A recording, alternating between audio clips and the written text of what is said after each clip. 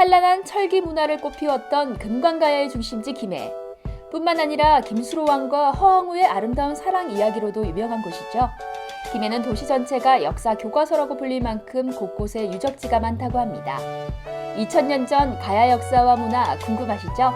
그렇다면 우리 고장 역사 탐방 경남 어디까지 가봤니? 김해편 지금부터 출발합니다. 고고! 김해 역사 문화 탐방 첫 번째 목적지는 바로 국립김해박물관입니다. 제가 사실은 국립김해박물관은 처음이어서 잘 모르는 부분들이 많거든요. 이곳에 대해서 또 상세하게 설명해 주실 우리 김원주 선생님 만나보도록 하겠습니다. 선생님 안녕하세요. 네, 반갑습니다. 네, 오늘 이곳에서는 또 어떤 이야기를 나눌지 그 전에 이 김해 박물관이 모양이 조금 특이한 것 같아요. 아주 큰데 운동장 같기도 하고, 네. 스타디움처럼. 네, 스타디움처럼. 선생님 혹시 여기 모양에도 숨은 뭔가 의미가 있을 것 같은데요? 가야라 그러면 또 그렇죠. 철이 많이 났다, 쇠가 많이 났다. 그 쇠를 바탕으로 한 생산력을 가지고 이렇게 이제 활발하게 이제 뭐 무기 전쟁 수출도 하고 이렇게 했다. 이렇게 이야기가 되는데 그 쇠를 만드는 용광로 모양으로 크게 이제 이렇게 둘러싸. 야, 이 외관에서부터 그 가야 문화의 그 철기, 그 시대를 벌써부터 느낄 수 있는 것 같아요. 예, 그렇고요. 네. 어떤 그 지역을 상징하도록 만들어 놓은 게 꽤 됩니다. 지역마다 갈 때마다. 네. 그래서 박물관이나 전시시설이나 이런 데 갈 때 그 모습을 보면서 아, 이거는 무엇을 닮았을까 생각해 보는 것만으로도 그 지역의 특성을 알아보는 어떤 그 단초가 될 수가 있습니다. 이 용광로 같은 외관을 보니까 더욱더 빨리 들어가서 그 내부를 보고 싶은데요. 네. 함께 가보실까요? 여러분들 가보시죠. 국립김해박물관은 가야의 역사와 문화를 보존 전시하기 위한 고고학 중심의 박물관이자 우리나라 대표 가야사 특화 박물관이라고 하는데요. 전시실에는 가야의 철기 문화가 어떻게 발달했는지 과정과 가야의 다양한 유물을 관찰할 수 있습니다. 말하자면은 이거는 그 완성품을 가공하기 직전 단계에 덩어리로 되어 있는 쇠입니다. 그러니까 조금만 가공을 하면은 뭐 도끼라든지 이런 무기라든지 이런 것들로 만들 수 있고 그렇게 해가지고 그러니까 어느 정도 규격을 갖추었으니까 이게 어떤 가치의 척도가 되는 어떤 지금금과 같은 역할을 할 수 있는 그런 기능을 하게 됩니다. 화폐. 화폐 역할을 정말 중요한 역할을 했네요. 그래가지고 그 재화를 자랑하는 경우에는 무덤에 이런 걸 100장 넘게 깔기도 하고 그랬어요. 그 면에서 가야가 철의 생산에서 상당한 우위를 점했다는 것은 당시 국제사회에서 그러니까 이제 가야, 신라, 고구려, 백제 이런 사회에서 또는 왜 이런 관계에서 가야가 높은 우위를 점할 수 있었던 근거가 된다는 것을 확실하게 보여주는 거죠. 박물관에 전시된 유물을 보니 가야가 왜 철의 나라라고 불렸는지 실감이 났는데요. 유물을 통해서 가야가 철을 생산하는 것뿐 아니라 그것을 대련하는 기술까지 뛰어났다는 것을 알 수 있었습니다. 찻잔의 받침? 받침? 네, 아니면 네. 뚜껑 같은데요? 뚜껑. 네, 저거는 거울입니다. 거울이에요? 네. 지금으로 치면 고급 수입품이에요. 그러니까 한편으로는 국제적인 교류가 왕성하게 있었다는 것을 보여주는 것이기도 하고.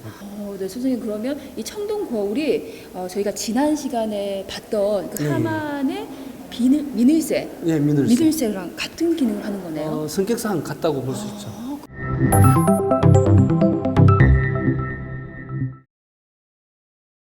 조금 더 시간 여행을 해서 청동기 시대의 흔적을 찾아가 보았습니다. 바로 김해 유라에 있는 유라유적공원인데요.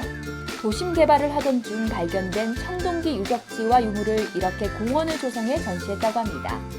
도심 속에서 언제든지 찾을 수 있는 역사공원이죠. 두 번째로 찾아온 곳은 바로 유라유적 전시관입니다. 이곳에서는 또 어떤 이야기를 들어볼 수 있을까요? 선생님, 타임머신 타고 청동기 시대로 맞나요? 맞습니다. 맞나요? 청동기 시대. 제가 보니까는 학교 다닐 때 책에서 본 모습도 보이고 요거는 크기를 보니까는 고인돌 맞죠? 예, 그렇습니다. 네. 김해 유라유적지에서 발견된 고인돌은 A지구와 B지구로 나누어져 있는데요. 고인돌과 함께 발견된 유물이 약 460여 점으로 그 종류도 청동검, 청동갑, 청동수저 등 다양하다고 합니다.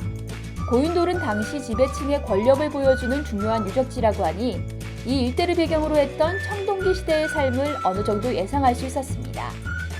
그때 전시관에서 모형을 봤지만은 이제 현장에서 실물을 우리가 바로 옆에서 보고 할 수 있습니다. 여기서는. 아, 선생님 예, 예. 이거 실물 맞아요? 예예예.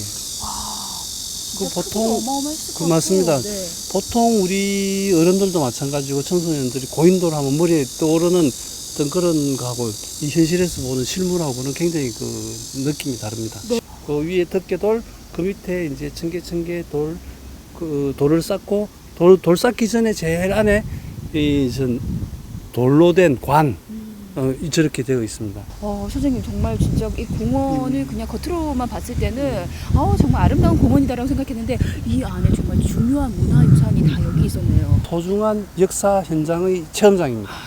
그렇네요. 여기서 끝이 아니죠? 아니고 하나만 딱 더 말씀드릴 게 있습니다. 네네. 어디에서 말씀을 요 드려야 바로 될까요? 건너편입니다. 알겠습니다. 예, 저쪽으로 한번 가볼게요. 예. 네.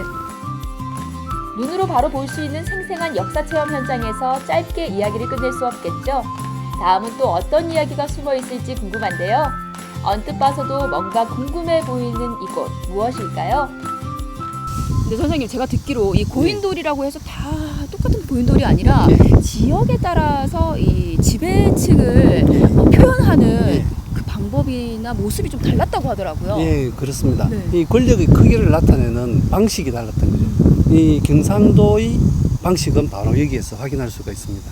어떤 그 고인돌, 그러니까 한 무덤을 모셨을 때 고인돌을 이제 듣고 했을 때 그 바깥에다가 바위를 돌이라고도 할 수 있고 네. 바위라고도 할 수 있는 걸 촘촘하게 박아가지고 영역 표시를 합니다. 1990년대에 경남에서 가장 큰 고인돌이 창원 덕천리에서 발굴이 됐어요. 그때 그 고인돌이 갖고 있던 영역은 축구장 크기였습니다. 이렇게 이제 땅의 크기로 권력을 나타냈다면은 전라도에서는 어떻게 나타냈느냐? 고인돌 안에 사람을 묻고 그 다음에 같이 그거에 껴목걸이 부장품 이제 묻는데 그 부장품을 얼마나 귀하고 화려한 걸 묻느냐? 귀하고 화려한 거를 얼마나 많이 묻느냐? 이걸 가지고 이제 전라도 쪽에서는 그 사람이 평소에 가졌던 권력의 크기를 나타냈던 거죠. 갑자기 생각이 났는데요. 지난번 창녕편에서 네. 선생님께서 이 고인돌이 가장 많은 곳이 한반도라고 하셨는데 이곳이 가지는 의미가 있을 것 같아요. 뭔가요? 독특한 거성 문화가 당시에 이미 형성되어 있었고 한반도에 그것을 적극적으로 전체적으로 실행할 수 있는 역량을 갖춘 세력이 한반도에 일찌감치부터 존재하고 있었다는 거죠.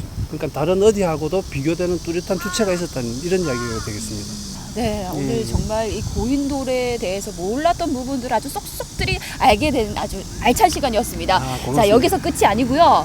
자, 이번에는 김해하면 가장 먼저 떠오르는 마을이 아닐까 싶어요. 그곳으로 한번 가보도록 하겠습니다. 저희 뒤에 있는 이 노란 바람개비가 이곳이 어디인지를 말해주는 것 같습니다. 김해하면 빠질 수 없는 마을이죠. 바로 봉하마을에 왔는데요, 선생님. 네, 이 봉하마을에서는 어떤 이야기를 하면 좋을까요?